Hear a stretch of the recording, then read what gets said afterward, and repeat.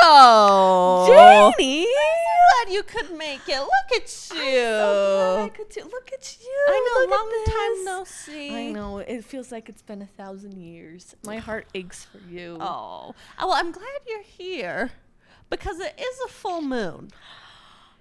And a little birdie told me, a little bat told me on your behalf that you had something you wanted to talk about. Yes. I felt like it would be really significant to talk about werewolves for the reason of I'm researching them right now for a different class, and because I felt the need to set the record straight that after a vampire episode, people might think I'm Team Edward, and that's not the truth. You're Team Jacob? I'm Team Jacob, so I needed to go on the record saying that. The people needed to know. Okay. Well, I personally am more acquainted with vampire lore. So, can you start me from like square one on werewolves? I totally can, but there's also definitely a reason why you're more acquainted with vampire lore, because a vampire lore has this kind of standardizing text, right? The big D. Yeah. Dracula. That it totally standardizes the way that we view vampires, right? Yeah, it solidified vampire myth for sure. You know, like can't do sunlight. Exactly. Yeah. So a lot of these cultures have their own folkloric traditions with wolves or wolfmen or transforming into wolves. I think a lot of them come from different sorts of mythology. For example, the Quileute people, whose mythology was sort of robbed in Twilight, actually have a really different relationship to wolfiness that is different than the ways that we in Western culture usually view werewolves. Okay. Or in Ireland, there was an idea of these wolf walkers who were wolves that would turn into these healing benefits for the Irish people. Oh. Which I think is really fascinating. But I think that's kind of important to note that I think here I'm the most qualified to talk about medieval and Western werewolf culture. But there's lots of really vibrant wolf myths. They just haven't entered the popular zeitgeist in the same way that these particular ones have. Okay. So medieval Western werewolves. Yes. Specifically to pinpoint. Where do we start? I want to start with Marie de France's Biscleret. Ooh. It's an old French medieval werewolf text. They would. And it gets crazy. Okay. Because can I say Biscleret is gay? That's just what I feel. So what happens in Biscleret is this guy, he's a werewolf. He's going out doing wolf things, and his wife is like, I don't know where you're going, and you might be cheating on me. And he's like, no, it's fine. I'm a werewolf. It's wolf stuff. It's wolf stuff. I've got to be with the pack. Stay behind me, kitten. Girl, no. So he transforms into a werewolf to prove to her that he's not cheating on her. And this freaks her out. And so she goes and finds her side piece. And she's like, hey, I know you've always been in love with me. You want to hide my husband's clothes so he can never be human again? Wouldn't that be so funny? Because she's just not a freak like me.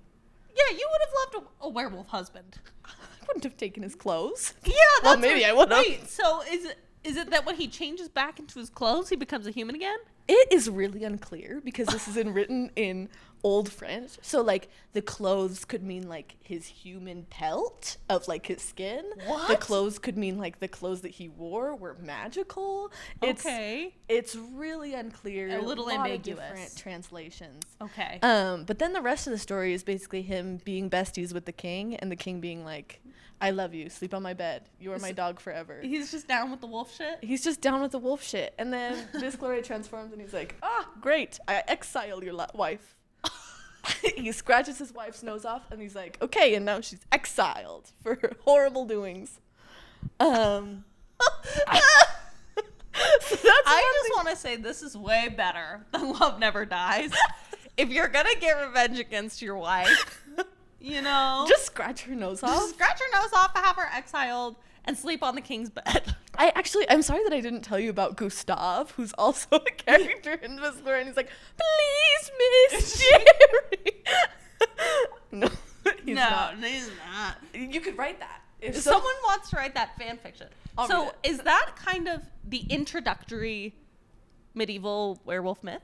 I think so, or at least it's a very popular one. Okay. It also gets transferred into this story called Melian, which is basically like Bisclere reheated.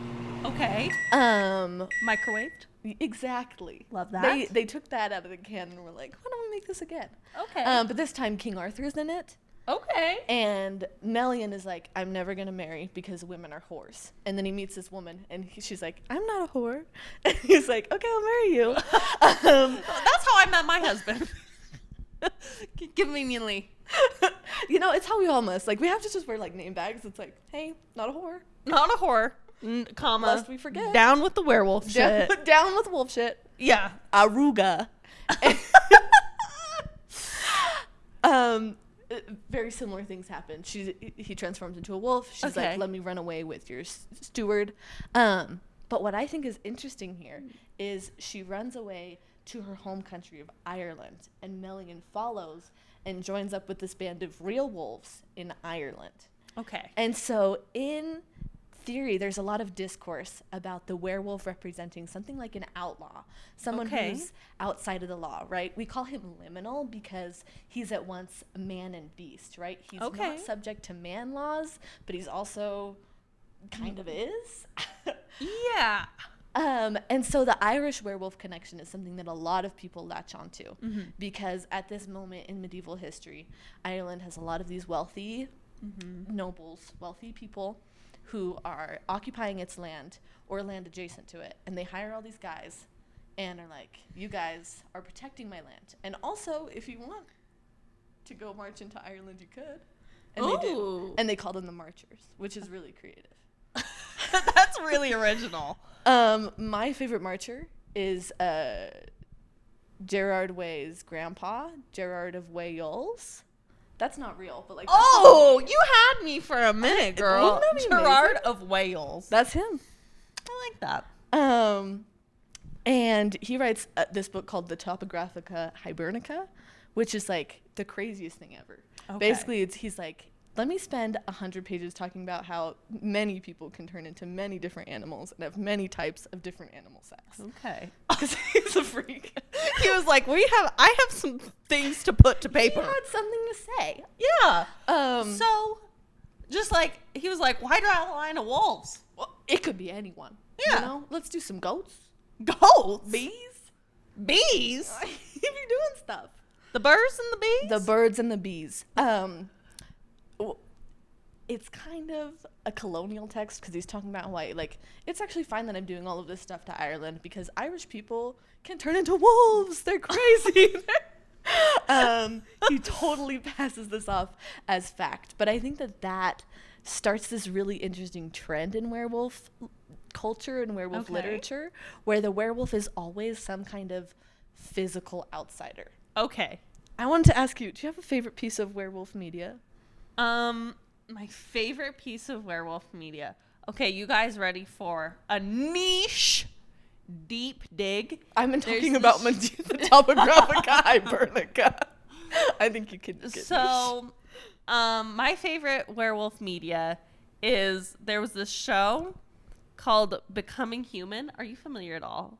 I am not. And it was about two doctors who were roommates, and one of them was a vampire, and one of them was a werewolf, and they move into a house together, and their house is haunted by a ghost. This show is so stupid. But I thought the werewolf guy was really hot. Well, and he bought a storage unit, and he would go and be a wolf in the storage unit. Who up wolfing out in the storage unit? BRP. Pardon me, mademoiselle. I must wolf out in the storage unit. I hope You no one steals my You can't clothes. even put in an AC unit in a storage unit, but you can be a werewolf in there, I guess. But he's just running around. that's my favorite piece of werewolf myth, and it actually brings to mind the fact that it's poignant that if you ask me to name a vampire, I can be like Dracula, Nosferatu, Draculora, Edward, etc. And company. If you ask me to name a werewolf, I'm like the hot guy from this Netflix show that got taken off. Name him. Or Claudine. Claudine Wolf. Jacob. There's also the werewolf meme. Do you know what I'm Get talking behind about me, with the kitten. guy? Yes. Oh, yes. Yes. Me With- when... Yeah, Spencer will put in his favorite one here. Yes. If he doesn't have one, he'll have to find one in Yeah. post. Do you want to create one now to make his job actually harder? Yeah, me when there's cheesecake at the function and it's the werewolf ripping open his shirt. That is such a Facebook mom. I love it so much. You're like one step away from being like me when there's wine served in my secret nautical bathroom. Can you make that one, Spencer? me when my upper middle class husband builds me a movie theater room in the basement.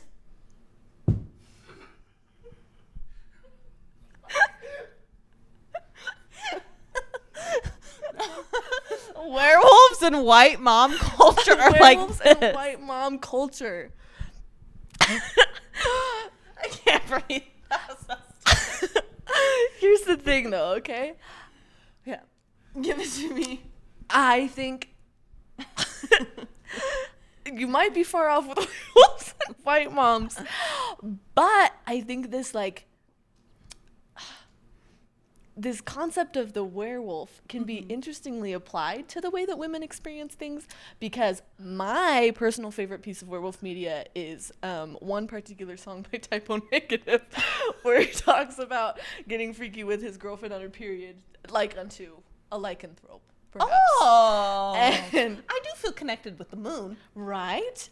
Recently, Janie and I actually synced our period apps, no free sponsors, so we can't say the name An of. unnamed app. And now I can see what phase in the moon Janie cycles at, And I can see what phase yours is. and I feel wolfish. I'm It like, is oh, wolfish. It is. It is a little bit. I wish I was a full moon period girl, but it's just not in the cards for me. maybe one day. Maybe one day. That is true werewolf culture. That's so true. Just have a moon period girl bite you, Yeah, and then And you you- will become one. and you'll become one. That's how it works. Yeah, this is the secret of the girls' bathroom. That's what happens. We're just biting each other to gain each other's period powers. cycles. Yeah. Oh my god. But that connects to another point that I wanted to talk about, which is how the werewolf is connected to teenagerhood. Ooh. You might have heard of Teen Wolf. I have. Okay, yeah. So like puberty, Transformative. And also social outsider, that this is a period of your life where you're like, I don't feel connected to other people. I feel like I'm different. It's like that one Cramp song where it's like, there was braces on my fangs. You know? I think that's Lots of deep cuts today. I'm sorry, I forget that not everyone is goth sometimes. And I'm like, oh, you know, I was a teenage werewolf by the Cramps. Everyone knows it. Everyone knows that song. I know. But yeah, I think that connecting it to this like teenagerhood is really about like, it's a time when you feel isolated. It's a time when you feel like your body is transforming against your will. I think one of the most significant pieces of werewolf media that we like have today, right? Okay. If I were to build a timeline, I think they fall out of popularity until Lon Chaney Jr.'s The Wolfman in 1941. And even then, you know, they're kind of second fiddle. The Wolfman, he has a lot of Universal movies, but they're always like the Wolfman and also another guy. The Wolfman and Frankenstein and Albert and Costello and the Wolfman, that he never gets his own time. But one that kind of changes that is An American Werewolf in London, which is this crazy body horror film. I wish I could say the year and not just say the 80s, but it's from the 80s, where he is that sort of social outsider. It's literally in the name. He's an American werewolf in London. And this process of transformation is he's like, I'm nervous about becoming a man. I'm nervous about becoming an adult. And I'm nervous about being this foreigner in this foreign space. And I'm going to wolf out. And I'm going to wolf out about it. No I'm so storage mad. unit available. Momo, did you hear we're talking about wolves? Momo! Our own little werewolf?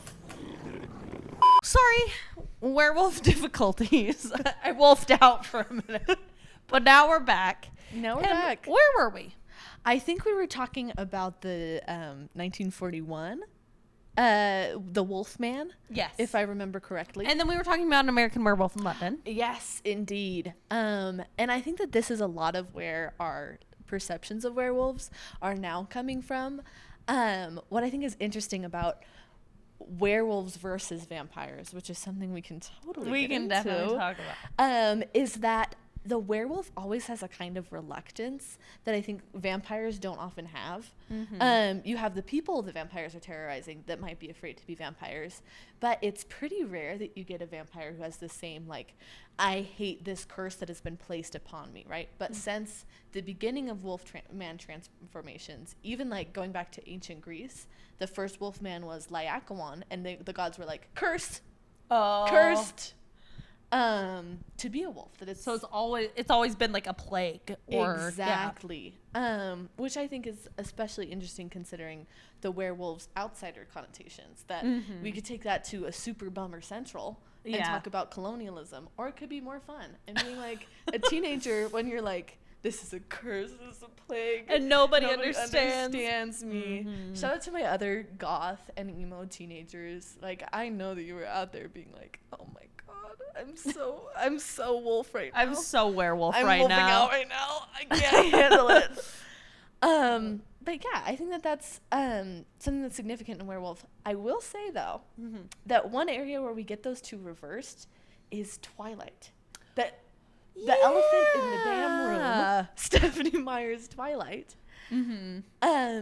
Yeah, Jacob is like, he's pumped to be a werewolf. He changes. He's in New Moon. He's like, I hate being a werewolf. That's pretty sad. And then the rest of it, he's like, actually, this rules. Yeah, this is cool. I'm going to run around with me and my other buff boys. Me and my buff boys. We're going to go tramps around the town. Yes. Why don't we? And Edward's like, I don't have a soul.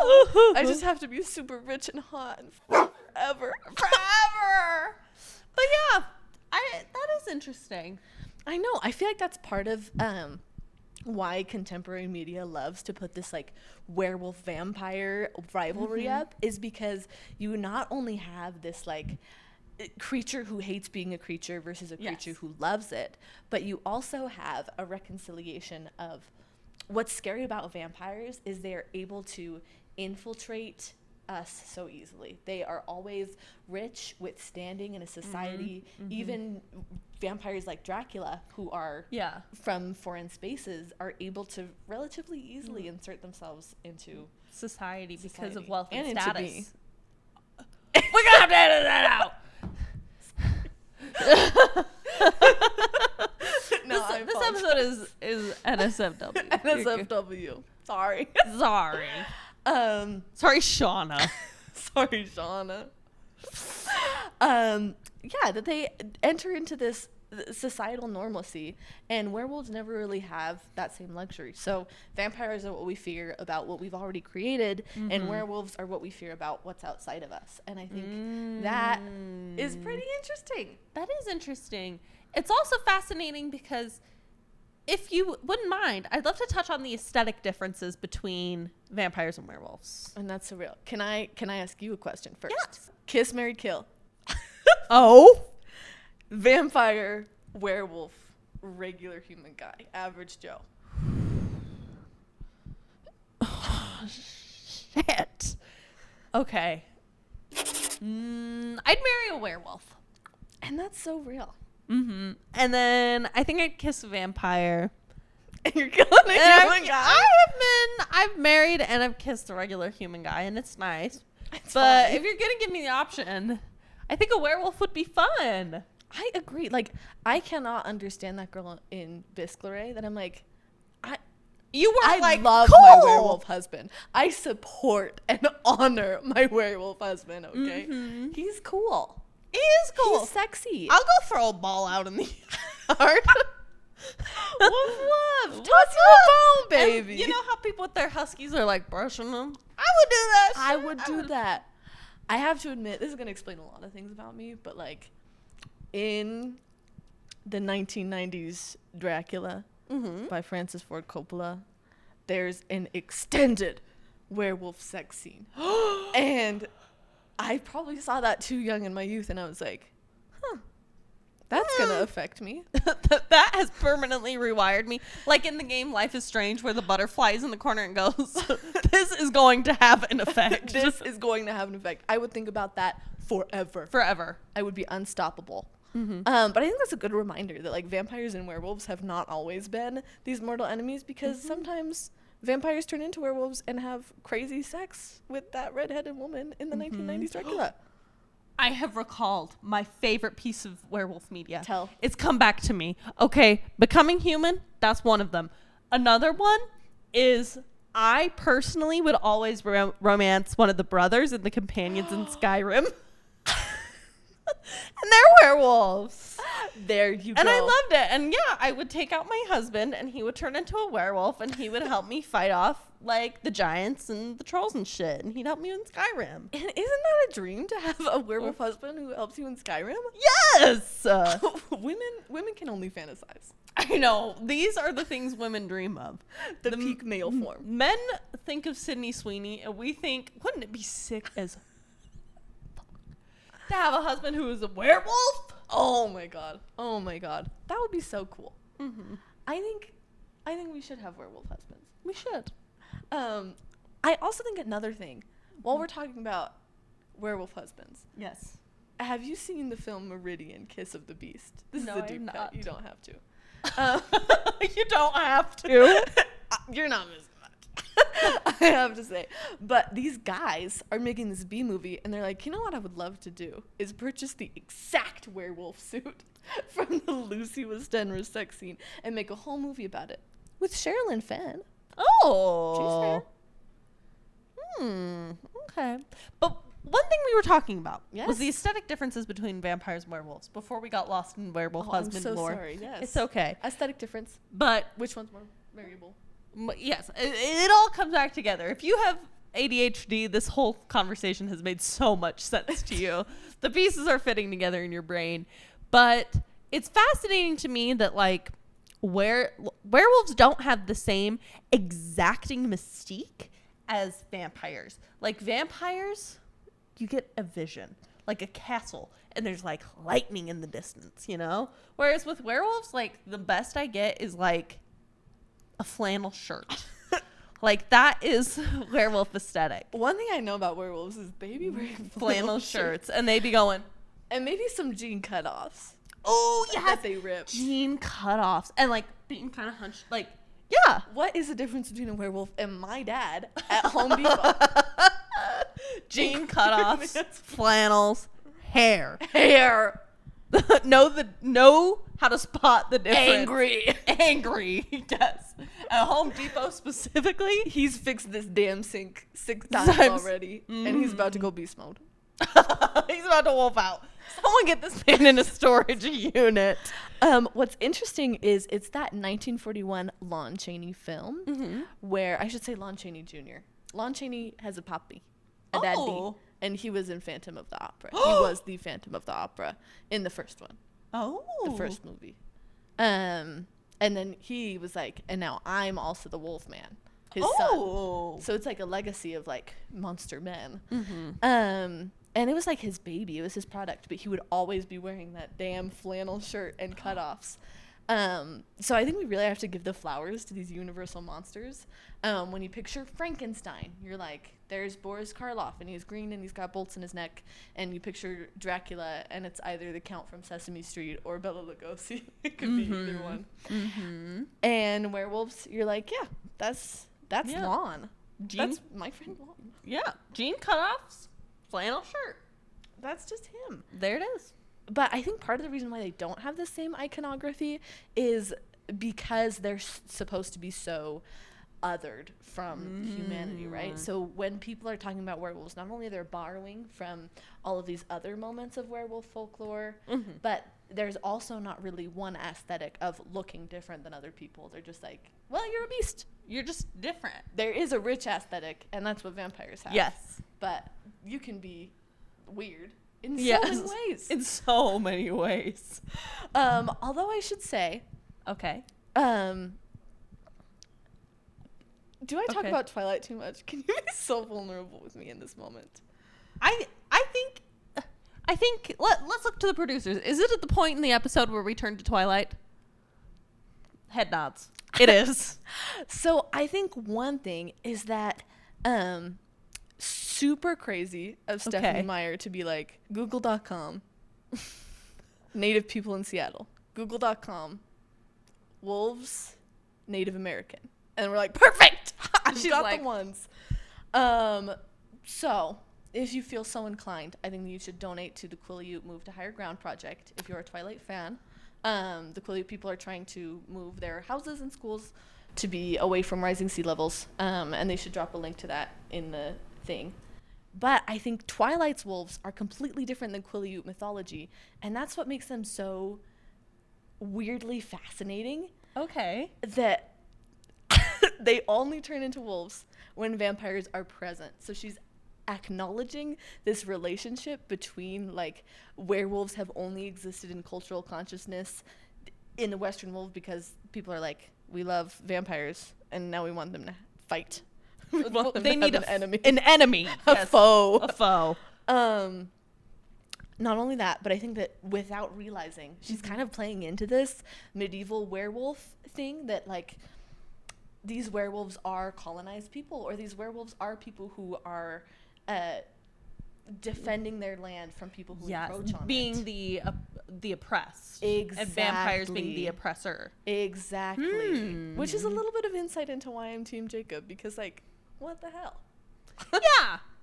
Yeah. If I personally move somewhere and someone's like, hey, every time you move here, did you know that millions of young boys turn into wolves against their will? I'd be like, that's my bad. I'm going to stop moving Yeah, here. there's a number of other places to live. There's so many.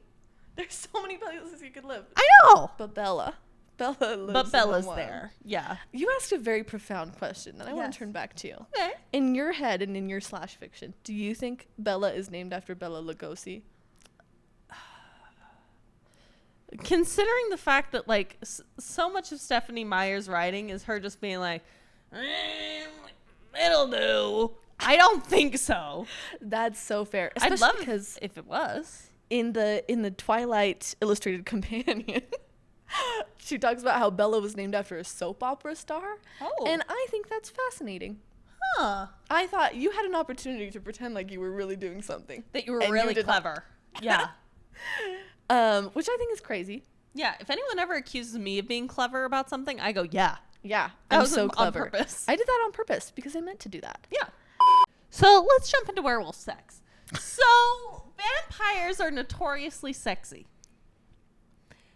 Now, do werewolves have the same effect on the people, the women? I think probably not. Because even though we are sitting here talking, I think werewolves are sexy. Me too. I love a hairy shirtless man. Yes. Shout out to hairy shirtless men if you're watching. Leave a comment if you are a hairy shirtless man.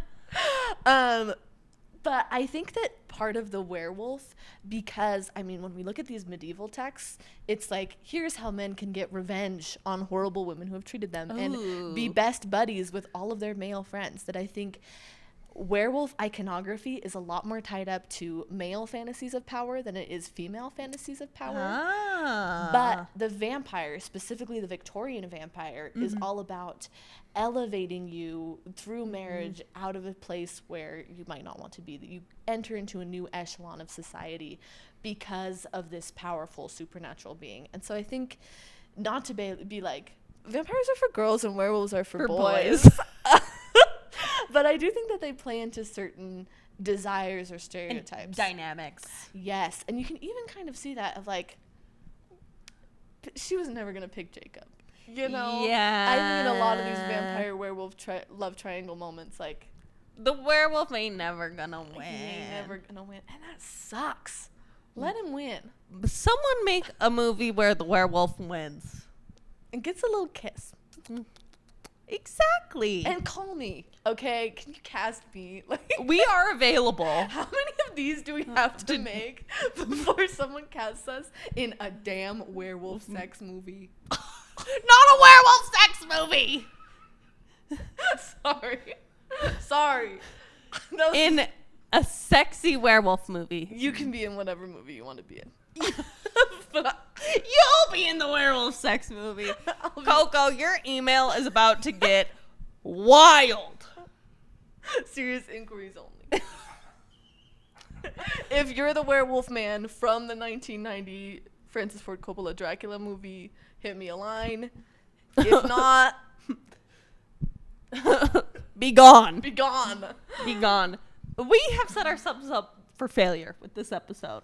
I truly believe it, because what if we made the thumbnail like 2 women in their 20s discuss how horny they are For werewolves. Are you horny for werewolves? And we're going to put like a shirtless, hairy abs right here. And we're both going to be like, Our emails are going to be nightmares. They're going to be popping. Yeah. But you know what? Maybe That's life. that's life. Maybe you just need to embrace the outsider. Maybe you just have to let your freak flag fly. Maybe you have to wolf out once In a while. Well, Coco, to end, what do you think is the best werewolf? The best werewolf? Yeah. Well, I fear I've said his name far too many times, so I'm going to change it. Okay. I know, this is a doozy. I really enjoy that the werewolf in the 1941 Wolfman is named Larry. And so I'm going to say it's Larry. Larry! Thank God for Larry. If you are a hairy, shirtless man named Larry wearing a flannel shirt and jean cutoffs, please... You're going to get me the cable guy. Oh my God. Stop. And if you sell Prilosec, and if you voice Tow Mater in the hit Disney Pixar film Cars, please call me. You are my biological father, and I have been looking for you everywhere. Well, with that, Janie, thank you so much for having me. I'm so glad I in this had beautiful you. moment. And the full moon is coming up, so I'm going to go out to my shed. Close your ears. I'll close my ears. I won't listen. And then you can just transform to a bat and fly away if you need. That sounds good. Or I'll come visit. Oh, well, Coco, is there anywhere you want to be found? Oh, you know what? Never find me. I live in the woods. Don't come looking for her. If you want to find Coco, burn a candle under this full moon and she'll find you. Stand in front of your mirror and chant Bela Lugosi's name 3 times and probably Coco will appear. And if you want to find me, I'm everywhere at the Role Models podcast. Or if you leave a trail of shiny things or cheesecake, I will find my way to you post haste. I will plug, don't find me anywhere that I can be found. I have a Substack that will post things like this if you enjoy. And the link. Werewolves and the link. Mm-hmm. And the link if you enjoy talking about werewolves, vampires, Frankensteins, freaky sex, and the gothic. Yeah, you can be there. And then what was the group, the Native American? Oh, the Quileute Tribe's Quileute, Head to thank Higher you. Ground project. That'll be in the description. I just think because so many of us know about werewolves from Twilight, while we're talking about werewolves, you got $5. Credit where credit is due. Credit where it's due. Well, thank you for watching. Make sure you howl at the moon tonight for us, and we'll see you next time. Goodbye.